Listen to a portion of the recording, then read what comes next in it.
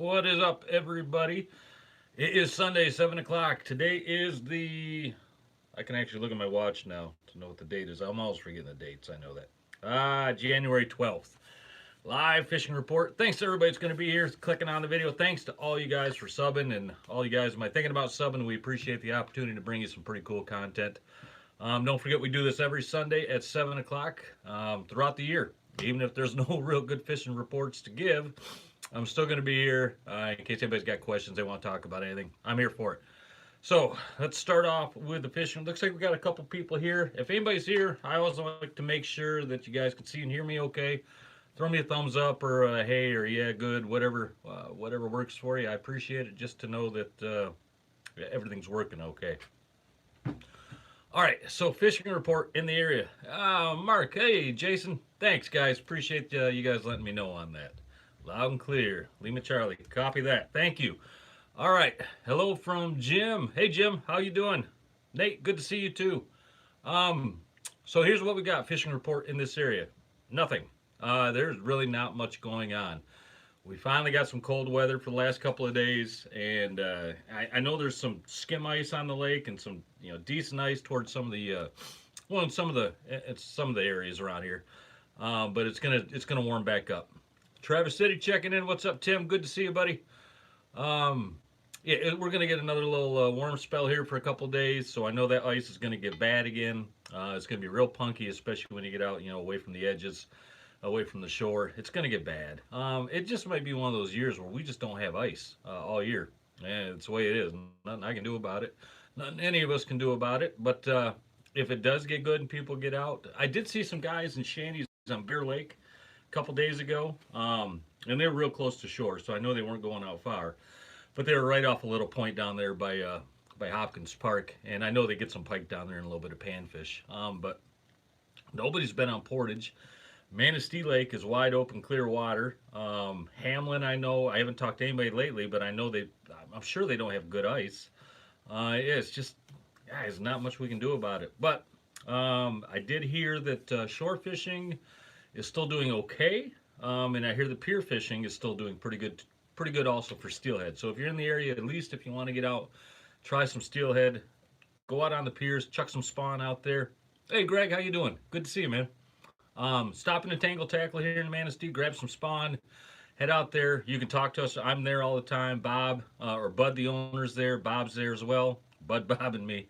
And if you got any questions, if I'm not there, those guys will hook you up with the info. They'll tell you exactly how to rig things up. What's up, for man? Hey, Ann Arbor, good to see you, Gary.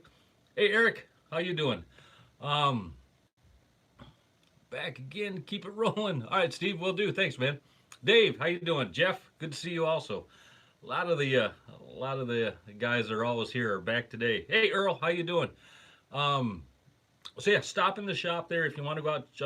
Try for some steelhead off the piers. That would be my thing right now if I was going out. That's where I'd be going, off the piers. Hello from Birch Run. Hey, Birch Run, how you doing, Scott?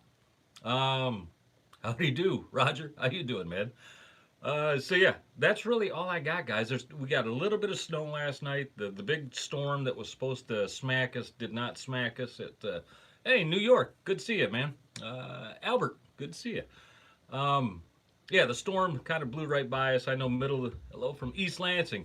I'm from St. John's. Tara, I know Lansing in the house. Two Lansings right there. Yeah, I grew up down DeWitt, St. John's, Fowler area. That's my neck of the woods. I know that area. Spent a lot of time in East Lansing. Anyway, yeah, the storm kind of blew right by. We got maybe 3 inches maybe. What do you think about the high water levels? I like them. Actually, I think it's helping the lakes. I think it's helping the fishing. I prefer the water levels to be up high. It's good. It's good for everything out there. It keeps everything healthy. Yeah, good question, man. Or was I? Oh yeah, the storm. We didn't get any. We got hardly any snow, like 2 or 3 inches. So snowmobilers are still, traveling other areas. They're not coming here. The fishing is off right now. There's not a whole lot of stuff I can tell you guys, but anyway. So we got the 5 new flies that are coming out. 2 have been released already. I got them sitting right here by me. Number 1 and number 2. Number 3 will be coming out this coming week in a couple days. I'll put that out. Don't forget, we need names on these things. So if you go into the last couple videos where I tie these flies up and I show you the recipes, Leave a comment down below on a name, and if your name is chosen, I'll put polls out when they're all done and out on the old YouTube or interneter. When they're all done, I'll put polls. East Lansing again in the house. Hey Jeff. Yeah, I'll put polls out and I'll let you guys vote on great weather to tie some flies. Yeah, I know. Hey Bob, Bobcat's here from Tangle Tackle. Bob is the salmon or the guru down there. He knows the ins and outs of that story. He's there almost all the time. Good to see you, Bobcat. Good to have you here, buddy. Um, yeah, so I'll put the polls out. You guys choose the names. Quincy, Illinois, I believe that says. I wonder if they'll be able to launch my boat next year. Yeah, good question. I don't know. How will the high waters level change fishing this year? I think it'll keep the fishing healthy. I really do. Those high water levels, they keep everything moving in the lake. The big thing for the big lake is the bait. Without bait, our fishing, last 10 years or so, the fishing has not been that great, and it's because we had really poor bait levels out there. The alewives were just non-existent, dying off or moving to other areas. We need those alewives to keep this fishery intact. We weren't planting salmon, and people were complaining about the DNR not, stocking salmon, planting salmon. Really, that's all the DNR could do. This is just my opinion. But if we had chucked in, dumped in another million salmon fry in there, I'll get to that in a sec. Sorry. If we had chucked in another 500,000 or a million salmon fry in there, the bait wasn't there to sustain it. And the DNR had to do the tough thing and just not stock salmon for a few years. And people weren't happy about it, but I think they understand. And now we are back to stocking salmon. In fact, Manistee, I think we got hello from Cleveland. Hey, Cleveland, how you doing? Let's go fishing and not forget about football. Yeah. Sorry about your Browns this year, man. I thought you guys would do much, much better than you did. Kings around St. Joe, April mostly. A lot of coho around St. Joe in April. A lot of coho, a lot of good Lakers too down in St. Joe. Yeah, but there's Kings down there as well. And the majority of the Kings are in the southern part of the lake right now. They look for the warmest water this time of year, and then they'll migrate north as the year goes on. But yeah, anyway, yeah, they are stocking salmon again, which is a great thing. Manistee, I think, got the largest, the largest stocking in the area, but I know, I think the PM also got stocked down in Ludington, and I think the Betsy in Frankfurt also got stocked with pretty good amounts. I can't remember the numbers, but it's good. Yeah, the fishery is going to be good. The high water levels are good.